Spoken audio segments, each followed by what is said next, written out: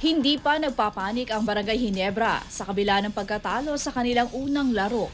Naniniwala si veteran guard Nards Pinto na oras at chemistry lang ang kailangan ng Gin Kings para maipakita ang kanilang tunay na laro.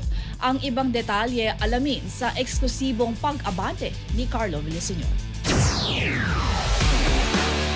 Sports Now Exclusive.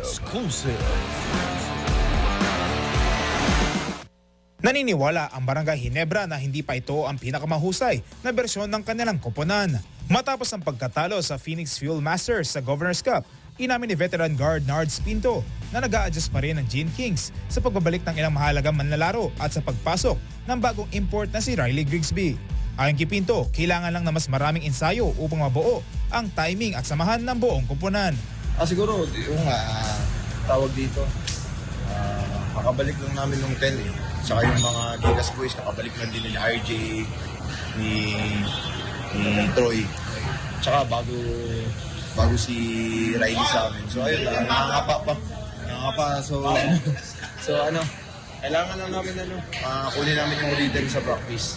May tatlong araw kami para mag-prepare sa mga next games. Isa sa mga nagbigay ng pag-asa sa Ginebra ay ang impresibong debut ni Riley Grigsby na nagpasabog ng 42 points at 13 rebounds sa kabila ng pagkatalo. Pero ayon kay Pinto, responsibilidad din ng mga veterano na tulungan ang kanilang bagong import sa pag-a-adjust sa sistema at kultura ng koponan.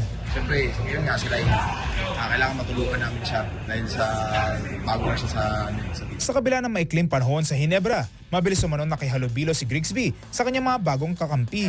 Okay naman. Sobrang bait naman ni Riley. Wala namang problema. Bait si Riley. Nakikisama din. Tahimik lang, pero nakikisama din. Dagdag pa ni Pinto, mas lalo malaga ang pagiging matyaga ng koponan habang wala pa rin ang dating MVP na si Scottie Thompson na patuloy na nagpapagaling mula sa kanyang injury.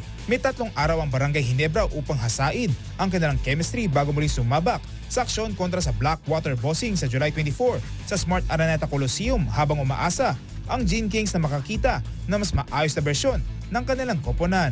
Ako si Carlo Villaseñor, Abante! Manatiling nakatutok sa Abante, sundan kami sa aming mga social media accounts at huwag kalimutang mag-subscribe sa aming YouTube channel, DWAR Abante Radio, para sa mga eksklusibong balita.